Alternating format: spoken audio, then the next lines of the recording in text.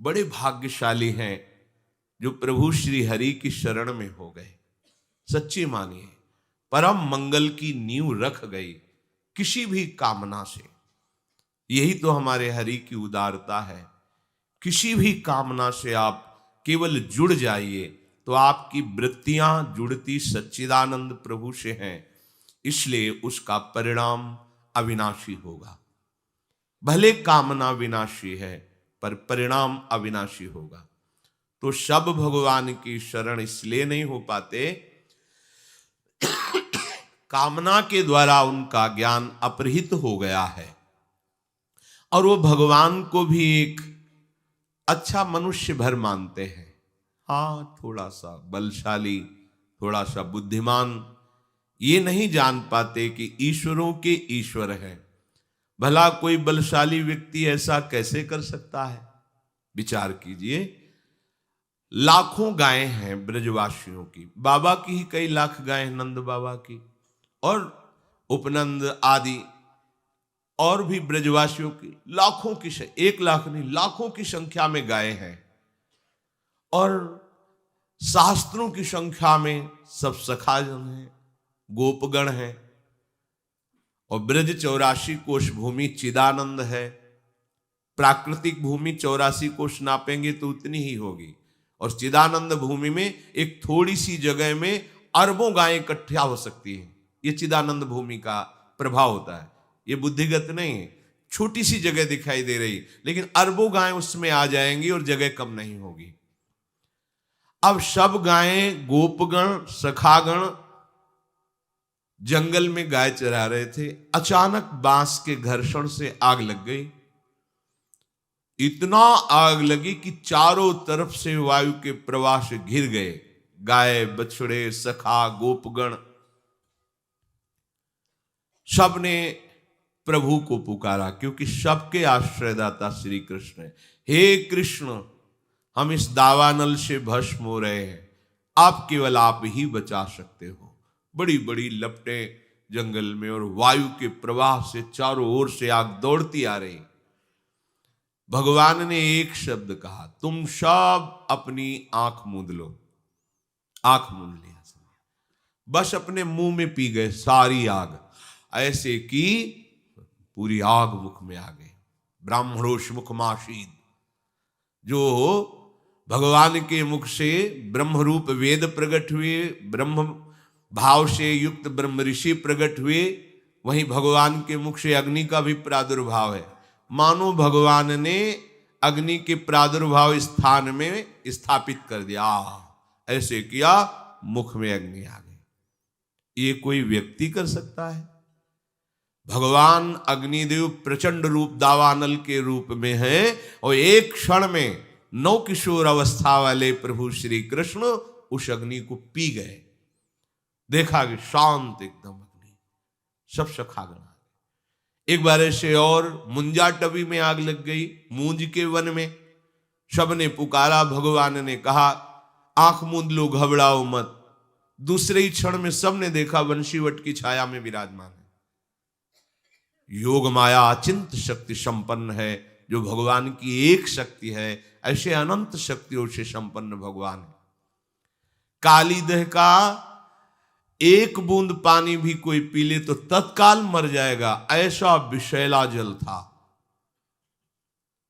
बहुत बलशाली कालिया नाग अपने परिवार सहित रहता था। भगवान ने देखा कि प्यास से पीड़ित होकर के गोपगण और गौवें, बछड़े सब जल पिए मर गए।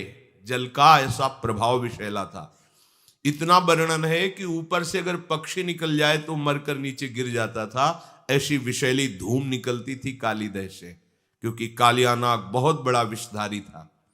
गरुड़ से टक्कर लेने की सामर्थ्य रखता था, पर उनके पंखों के प्रहार से भागकर यहां आया था और जानता था कि यहां गरुड़ का प्रवेश नहीं है, इसलिए कालीदह में निश्चिंत होकर रहता था।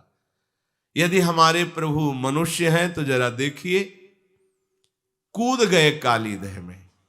एक बूंद पानी किसी भी व्यक्ति को मार सकता, चाहे जितना बलशाली हो, और जा करके सब इस लीला को जानते हैं। ललकारा, कालिया को।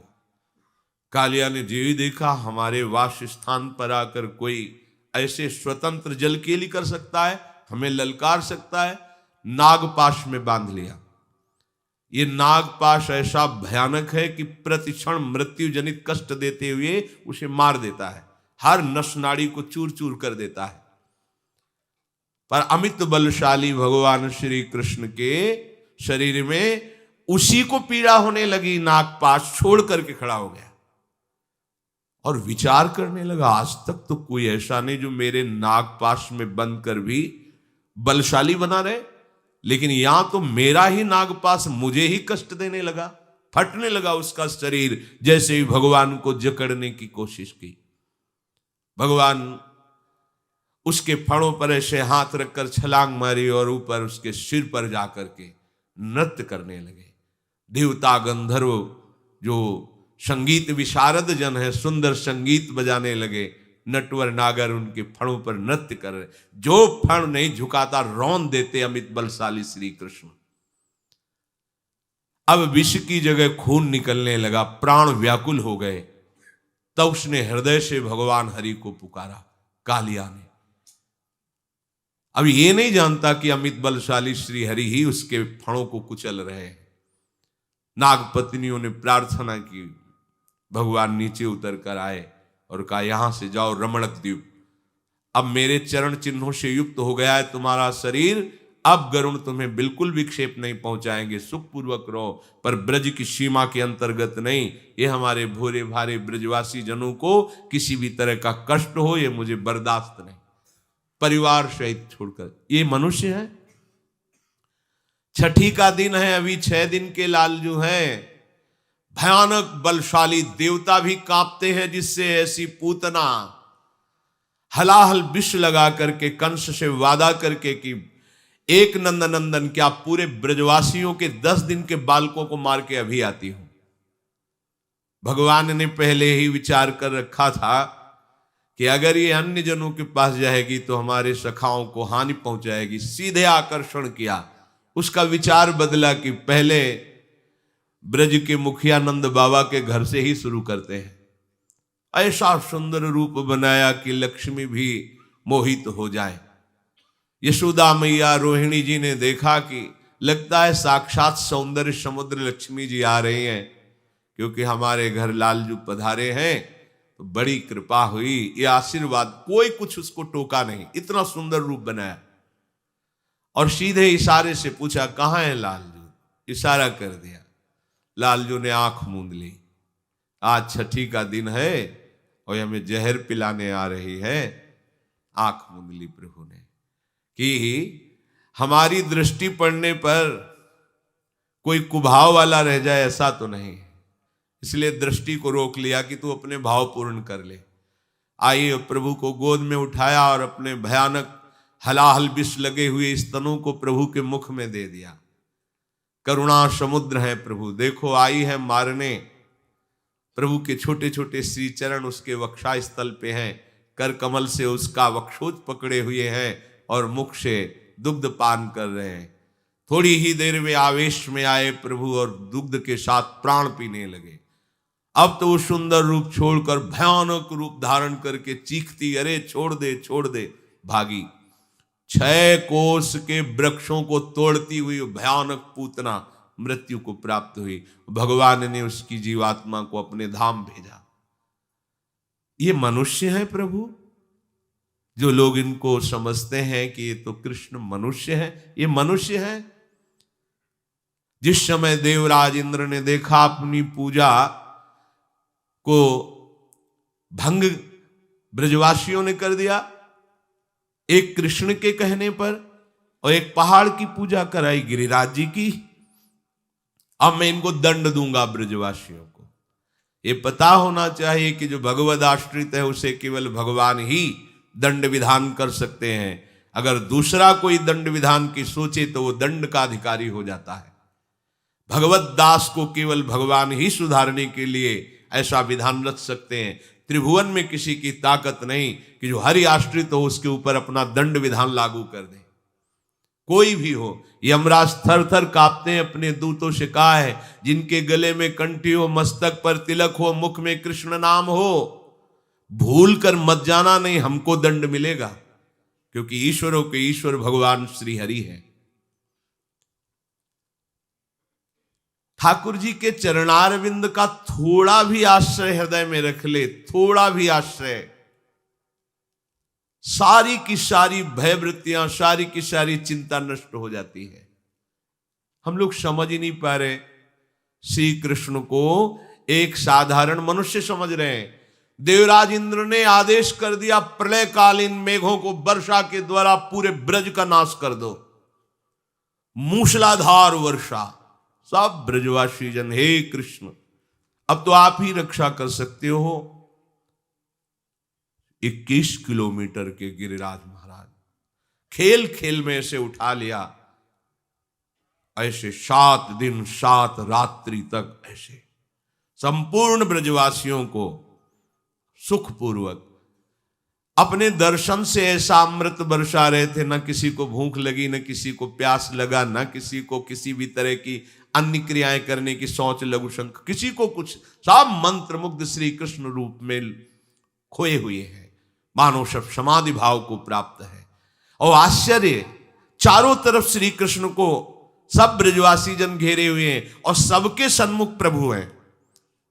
अगर चारों तरफ कोई, तो एक दिशा में ही तो प्रभु का मुख होगा, पर ऐसा नहीं, संपूर्ण ब्रजवासियों को श्री कृष्ण अपने सामने दिखाई दे रहे हैं। उनकी रूप माधुरी का पान करते हुए 7 दिन तक न किसी को भूख, न प्यास, न निद्रा, न कोई अन्य क्रिया की आवेग, सब रूप माधुरी में डूबे हुए।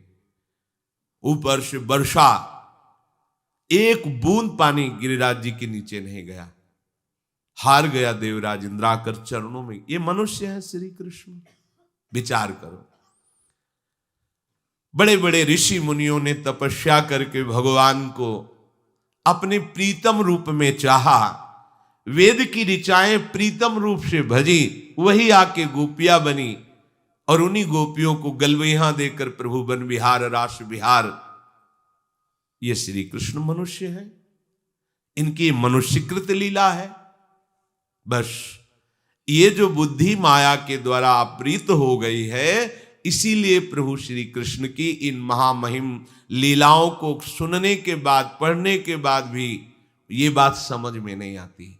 इसीलिए श्री भगवान कहते, नाहम प्रकाशः सर्वस्य योग माया समावृतः मूढ़ोऽयं नाभिजानाति लोको मामजमव्ययम्।